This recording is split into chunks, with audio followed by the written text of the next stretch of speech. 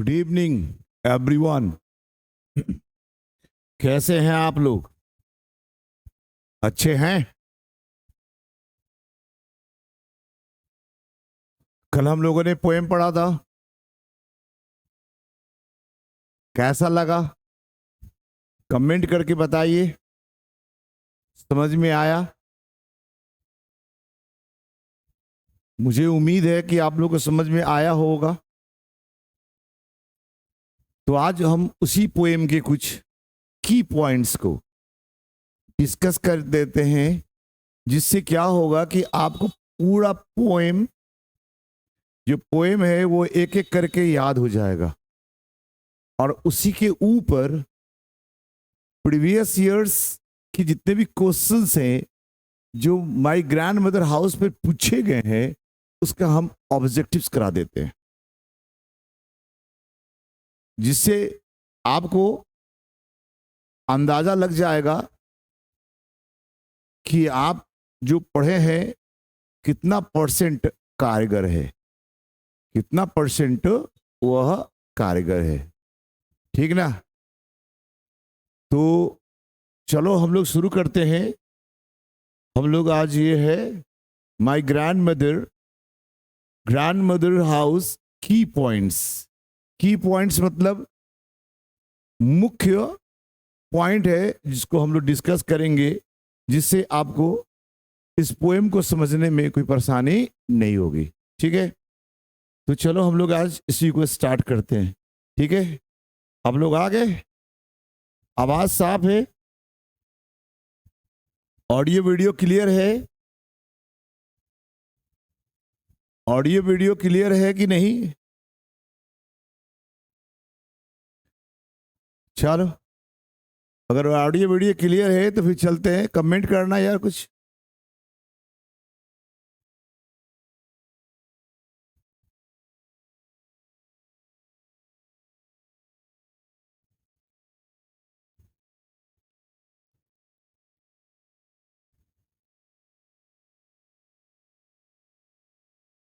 ठीक है,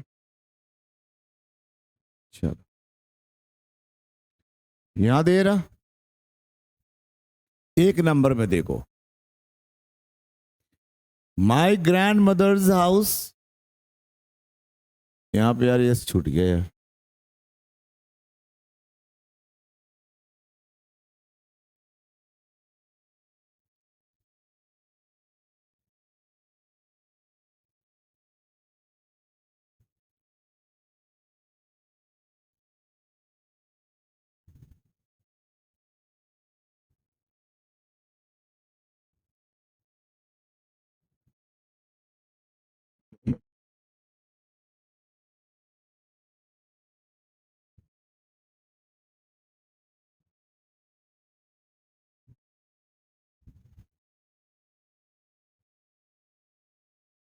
My grandmother's house has been composed by कमला दास।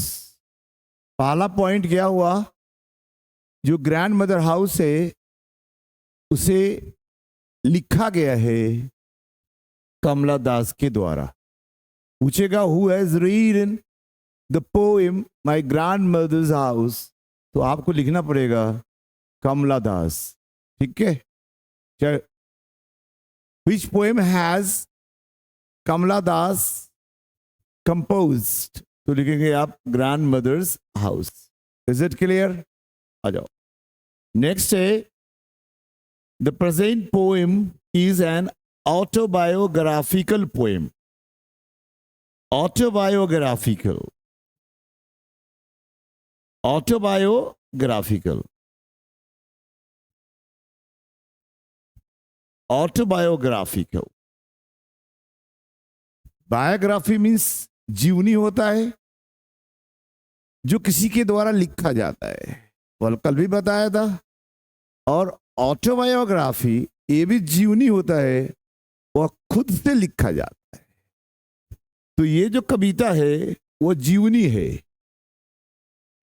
खुद ये कविता अपने आप में जीवनी है। किनका? कमला दास का। इसलिए इसे कहा जाता है कि प्रेजेंट पोएम यानी grand mother house is an autobiographical poem, यानी इस कविता में अपने जीवन के बारे में ये लिखी है, ठीक, ये किसी दूसरे आदमी के जीवन के बारे में नहीं लिखी है, ठीक है।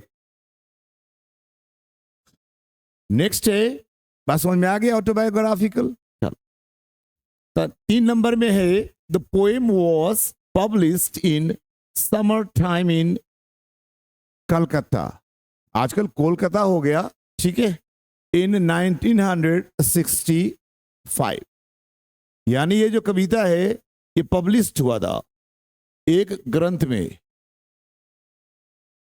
एक पोएम का कलेक्शन था, पोएम का कलेक्शन था, एंथोलॉजी ऑफ पोएम्स, जिसका नाम था समर टाइम इन कोलकाता, यानी कलकत्ता। इसी में ये पोएम पब्लिश्ड हुआ था, कब? तो 1965 में। Is it clear? यहां तक किसी को कोई दिक्कत तो नहीं हो रहा? नेक्स्ट आ जाओ। पूछ देगा कहां से ये कविता किस में पब्लिश हुई थी पहली बार, या ये कविता किस एंथोलॉजी से लिया गया है, तो समर टाइम इन कोलकाता से लिया गया, मैं कलकत्ता वही कहो। कब पब्लिश हुआ था? 1965 में। Is it clear? आ जाओ, नेक्स्ट पॉइंट देखो, it is a lyrical poem. Lyrical यानी ऐसा गीत जो भावनात्मक हो। Emotional song is called lyrical, emotional song.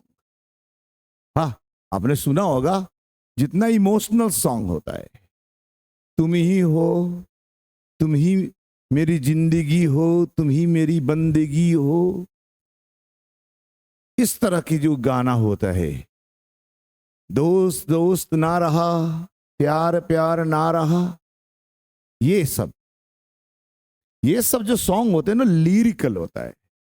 इसलिए आपने देखा होगा मूवी में जो गीत लिखता है उसे लिरिसिस्ट बोलते हैं।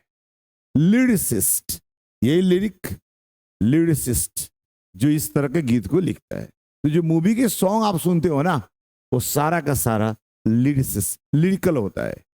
तो ये जो कविता है कमला दास के द्वारा लिखी गई, वो क्या है? लिरिकल पोएम है, भावनात्मक है, भावना है। बहुत सारे टाइप होते हैं कविता का, तो ये कविता लिरिकल है। Is it clear? आवाज क्लियर है ना? चलो, और इसमें क्या लिखा गया है? Happy days spent in the company of her grand mother. और इस कविता में हैप्पी डेज जो इन्होंने जिया है ना, दादी माँ के कंपनी में, दादी माँ के है ना संरक्षण में जो जिंदगी इन्होंने जिया है, इसी के बारे में ये लिखी है। यानी अपने दादी माँ के साथ गुजारे हुए पल, गुजारे हुए लम्हे, ये कविता में कमला दास ने है ना प्रस्तुत किए। आई बात समझ में? इनकी खुद का अपने दादी के साथ बिताए गए जो प्लेजेंट मोमेंट था, उसको इन्होंने वर्णन किया है। यानी ये पास्ट में हर life was very happy, but in a present her life is not very happy. ठीक, कल भी बताया था मैंने, पास्ट यानी पीछे जो समय था ना, वो अच्छा था, और आज जो समय है वो अच्छा नहीं है, अकॉर्डिंग टू द पोएट। क्योंकि आज का जो दुनिया है ना, वो मैकेनिकल है। आवर जो रिलेशनशिप है वो मैकेनिकल रिलेशनशिप है, इसमें कोई इमोशंस नहीं होता। Switch on switch off, switch on switch off type है। अब किसी को कहा दो हंसो, लगेगा हंसने इस तरह इमोशन से कोई हंसता नहीं है मेरे भाई, एकदम मैकेनिकल। जैसे ball switch on switch off, पंखा स्विच ऑन स्विच ऑफ, इंसान भी स्विच ऑन स्विच ऑफ। हाँ, खुशी मनाओ या दुखी हो जाओ, ऐसा भाई इमोशन होगा तो फिर उसको आप रोक नहीं सकते। ठीक है, तो इसीलिए कहती है कि भैया मॉडर्न एज जो है ना मैकेनिकल है, और पास्ट जो था ना वो इमोशनल था, फीलिंग वाला था। यहाँ उसलिए जो पीछे के जो लोग थे वो इमोशनल होते थे, रिश्ता में इमोशन था। आज के रिश्ता में इमोशन नहीं है, जस्ट एक प्रकार का हम लोग कॉन्ट्रैक्ट में है, एक अनुबंध है। जो भी रिश्ता हम लोग बनाते हैं एक अनुबंध है कि आप मेरी ये आवश्यकता को पूरा करो, मैं आपको ये आवश्यकता पूरा कर दूंगा। जब तक आप मेरे को वो जो चाहिए आप दोगे तब तक मैं आपके साथ, और जिस दिन आप देना बंद कर दोगे उस दिन breakup. This is modern age, am I right? Past में ऐसा नहीं था, इसलिए वो पास्ट को हैप्पी डेज कहती है, प्रेजेंट में she was not very happy. कितनी बात समझ में आ गई? The poet herself is a speaker of the poem. अब पूछ देगा who is the speaker of this poem? Speaker मानी कविता को, जो बातें हैं कविता में कह कौन रहा है, कहने वाला को स्पीकर बोलते हैं। तो कवित्री खुद कह रही है, इसलिए पोएट हरसेल्फ, जो पोएट है ना वो हरसेल्फ खुद, वो क्या है? स्पीकर है, खुद वो स्पीकर है। Is it clear? पूछ देगा who is the speaker of this poem? The poet herself is the speaker of this poem. Is it clear? यहां तक ठीक ठाक है? 5 पॉइंट दिख लिए। 6, Kamala Das was a poet and short story writer in India. अब कमला दास क्या करती थी? पोएट थी, कविता लिखती थी और शॉर्ट स्टोरी लिखती थी। ठीक है, 2 काम ये करा करती थी, यानी she was a poet and she was a short story writer. पूछ देगा कि कमला Das was dot dot dot, लिखेगा शॉर्ट स्टोरी राइटर और पोएट और ड्रामाटिस्ट, नॉवलिस्ट एक्सेट्रा। तो आप पोएट होगा तो पोएट के साथ जाओगे, शॉर्ट स्टोरी राइटर होगा तो शॉर्ट स्टोरी राइटर के साथ जाओगे।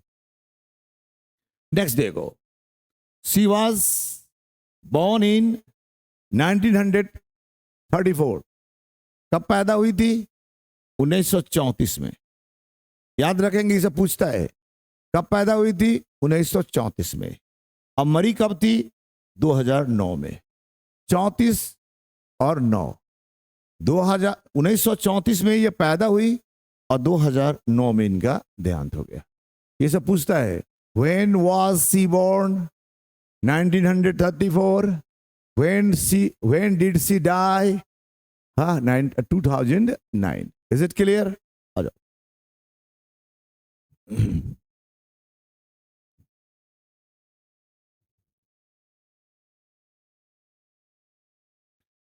यहां देखो,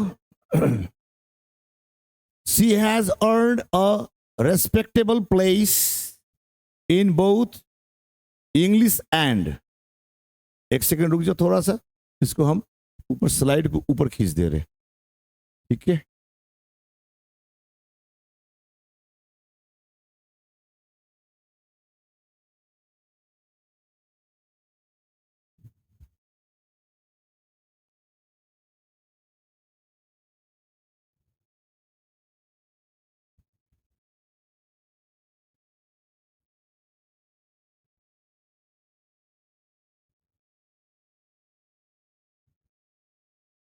आ जाओ। she has earned respectable place in both English and Malayalam। यानी इनको 2 भाषा में अच्छा खासा पकड़ था और ये जानी जाती हैं। इनका स्थान बहुत ही आदरणीय है मलयालम में और इंग्लिश में। ठीक, मलयालम भाषा में लिखती थी, वहां भी शी वॉज वेरी रेस्पेक्टफुल, और इंग्लिश में लिखती थी, वहां भी शी वॉज वेरी रेस्पेक्टफुल।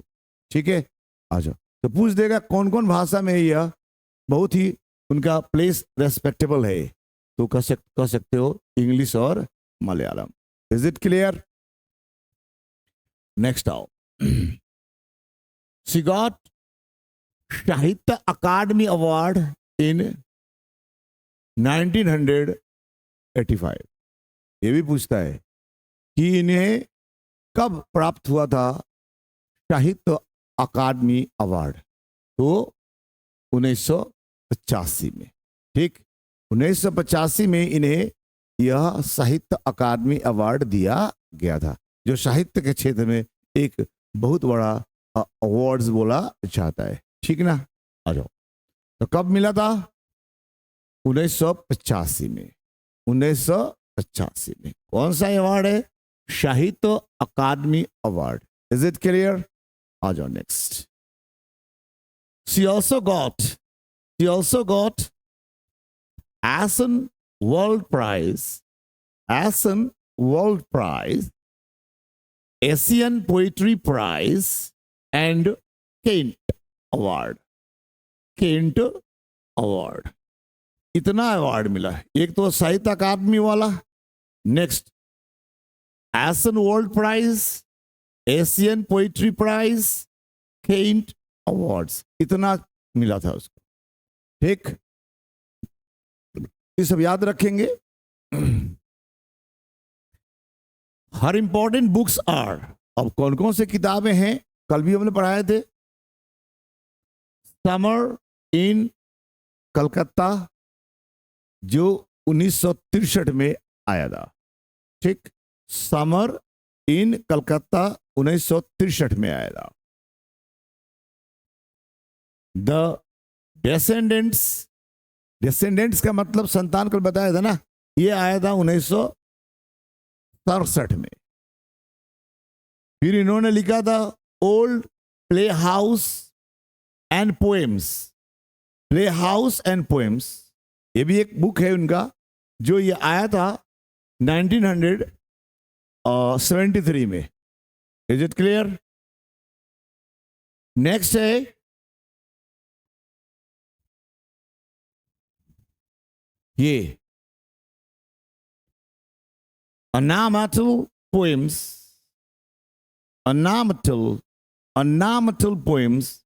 जो 1985 में आया था।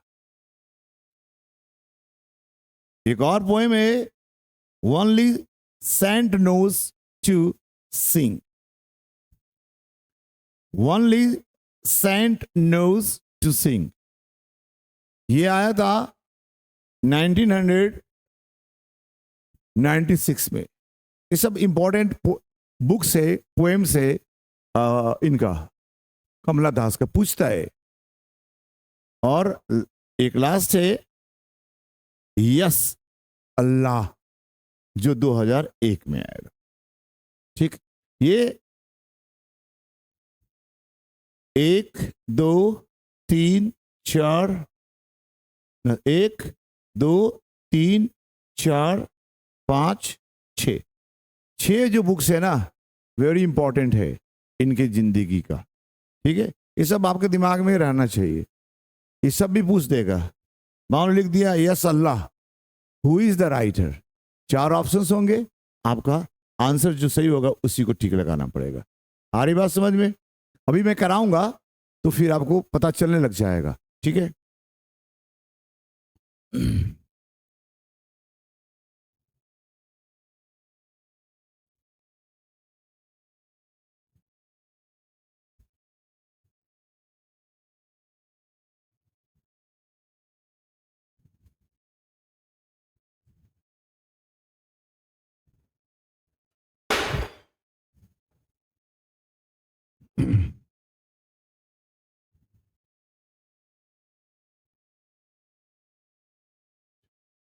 अब देखो 12, point number 12, the poet has used simile in my grandmother house. simile एक फिगर ऑफ स्पीच होता है। सिमली क्या होता है?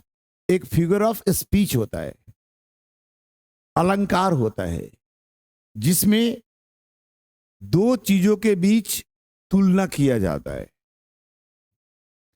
और तुलना करने के लिए लाइक, एज जैसे शब्द का इस्तेमाल किया जाता है।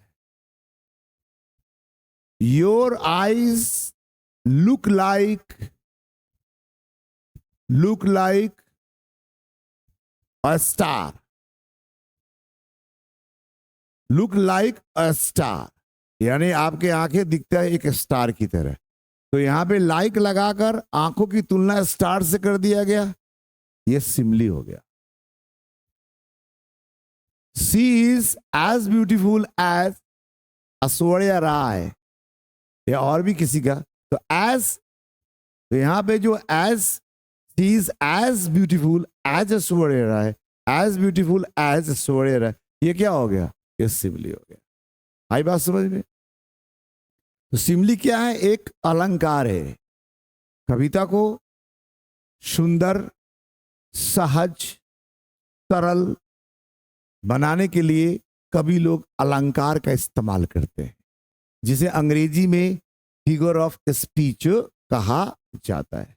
बहुत सारे होते हैं, मेटाफर होता है, पर्सनिफिकेशन होता है, इपिक सिमली होता है, हाँ, हाइपरबोल होता है, क्लाइमैक्स होता है, ऐसे फिगर ऑफ स्पीच होता है।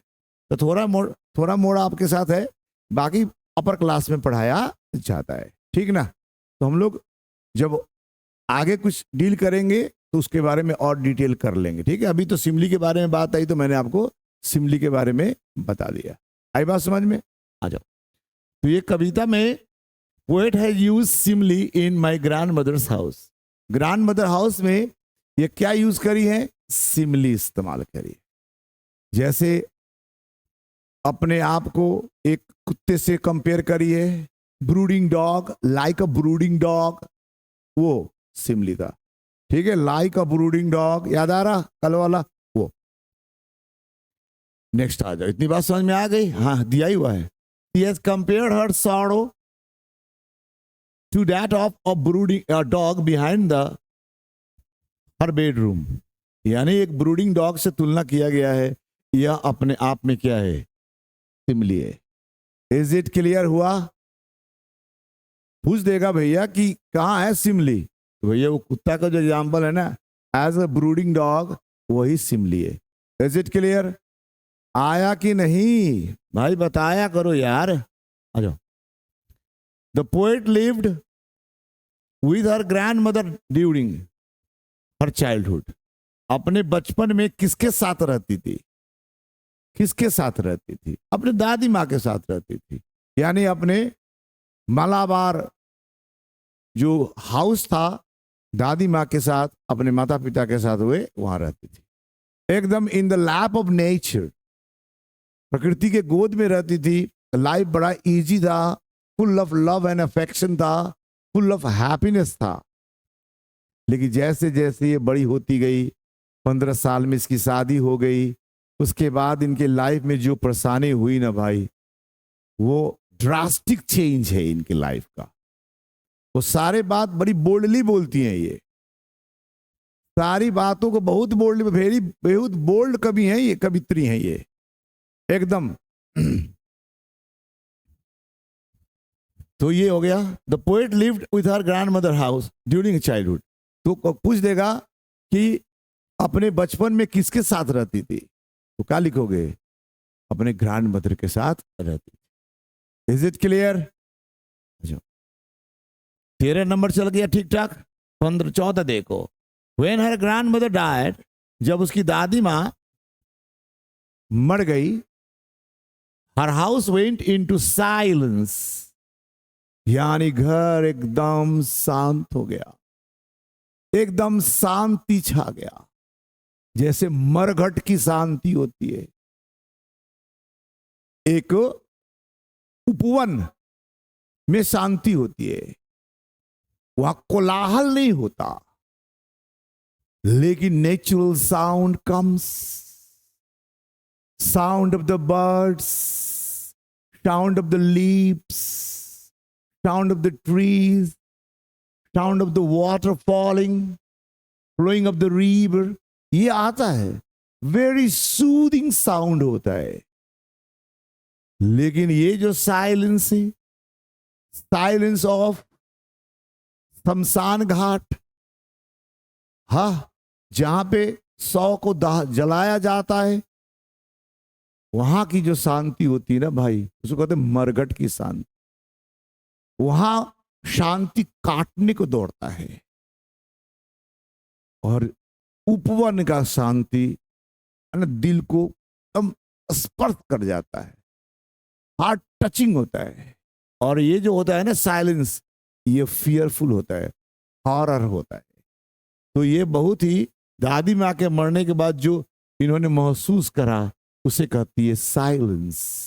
Means no movement in her life, nothing was left in her life, everything was completely destroyed.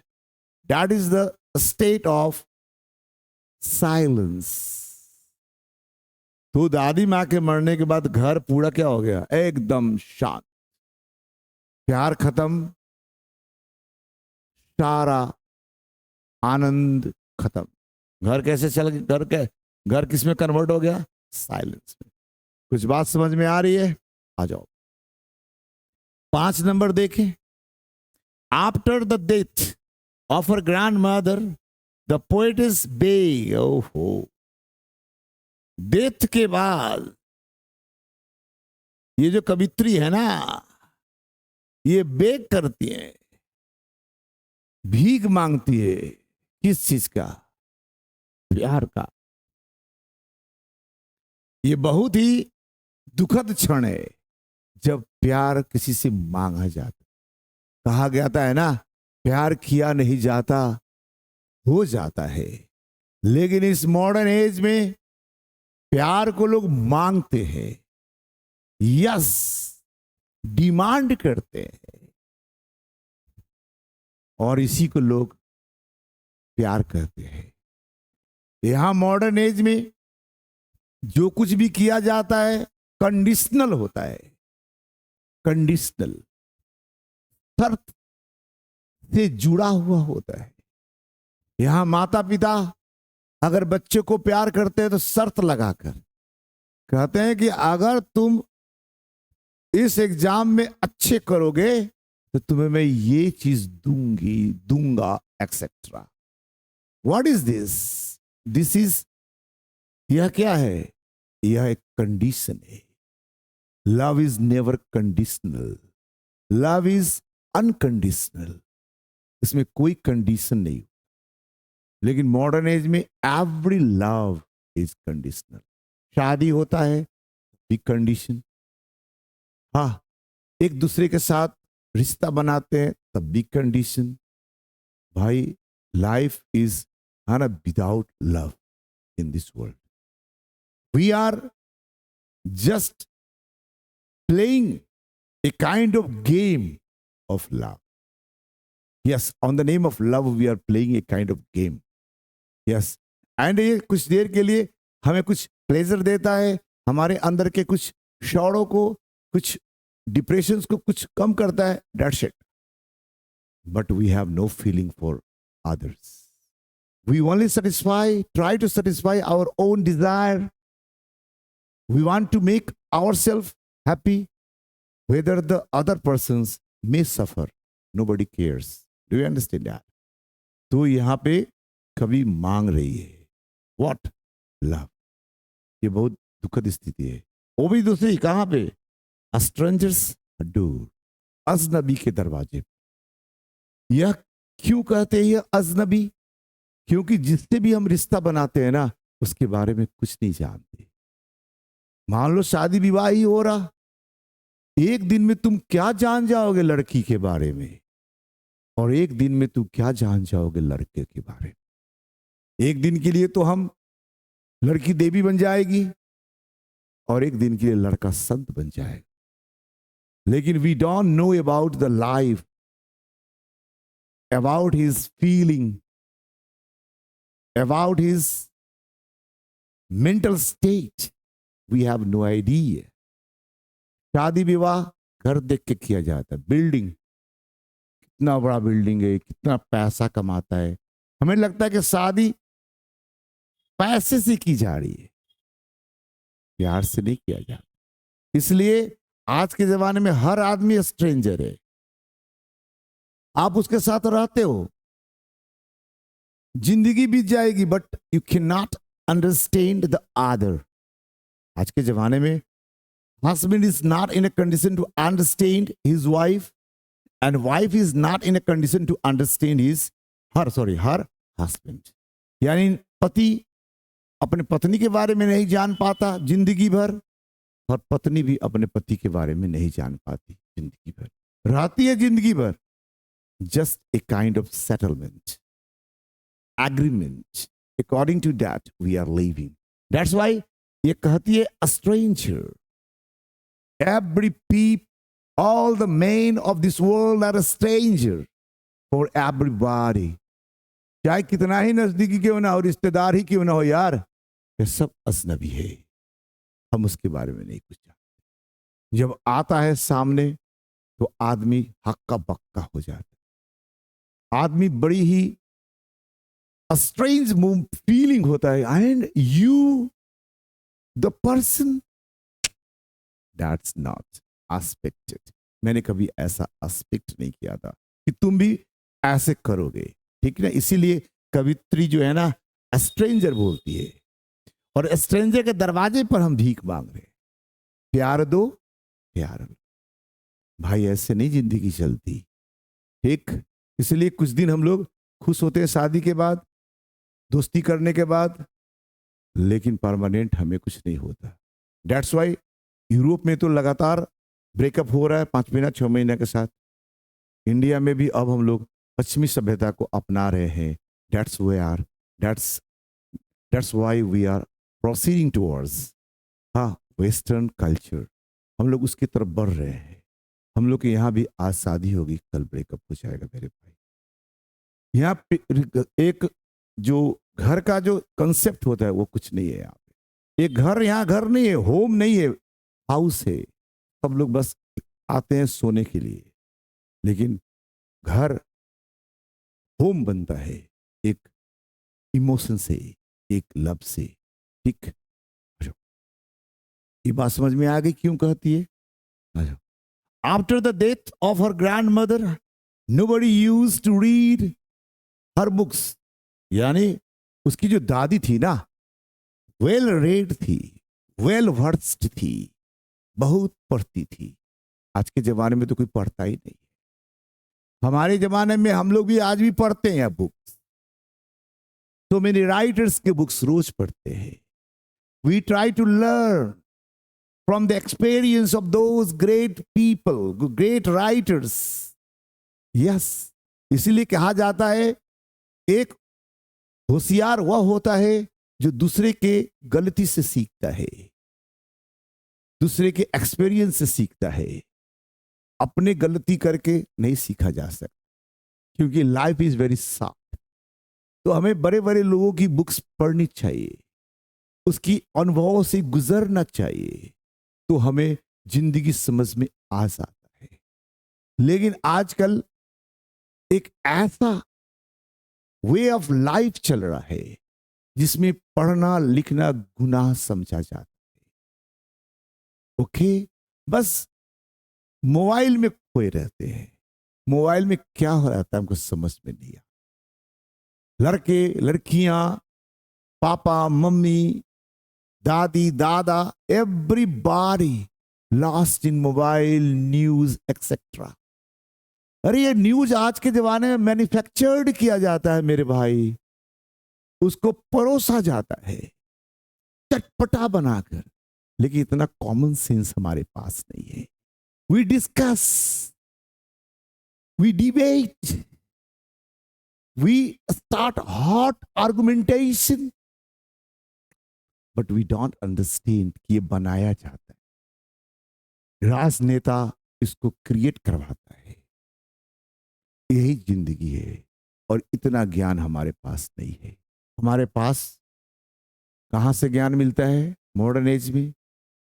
WhatsApp university से आता है, फेसबुक यूनिवर्सिटी से आता है, गूगल यूनिवर्सिटी से आता है। ये पढ़ने पढ़ाने वाले की यूनिवर्सिटी से नहीं आता। Do you understand that? तो उसकी जो दादी थी ना, वेल वर्स थी, बहुत पढ़ती थी, लेकिन उनके मरने के बाद next where seen among the book. यानी कि nobody has love for book, किसी के पास बुक के प्रति लव नहीं है। दैट्स वाई अब सांप देखे जाते हैं कहां पे, उस किताबों के अंदर। यानी यहां पे किताबों से लोगों की नफरत, किताबों से लोगों की दूरियां बताई गई है। क्योंकि जब हम किताब पढ़ते हैं तो किताब को निकाल के झाड़ते हैं, विद्या है, सरस्वती है, और उसको हम लोग ग्रहण करते हैं, लेकिन उसके ध्यान नहीं देते हम लोग, इसलिए उसके ऊपर सांप दिखते हैं। तो दैट इज द कैटास्ट्रॉफी। यही इस दुनिया का है ना, दुख है, आपदा है। अगर हम लोग बुक पढ़े रहते तो बहुत ज्ञान मिलता। इसलिए पहले जमाने के लोग बहुत ज्ञानी थे। बार बार सुनने को मिलता होगा दादी माँ के नुस्खे, लेकिन आज तो दादी माँ भी हमारे वही है, व्हाट्सएप यूनिवर्सिटी के है ना स्टूडेंट है, उनके पास कोई ज्ञान नहीं है, बाल पक जा रहा है, बट एक्सपीरियंस नाम का कोई चीज नहीं है। दैट्स इसलिए वो कहती हैं, मेरी दादी माँ जब मर गई तो किताबों में, मैं तो बहुत छोटी थी, हाँ, तो मैं पढ़ नहीं पाती थी, दूसरा मेरे घर में और कोई पढ़ता नहीं था, इसलिए बुकों में क्या देखने को मिलता है, स्नेक।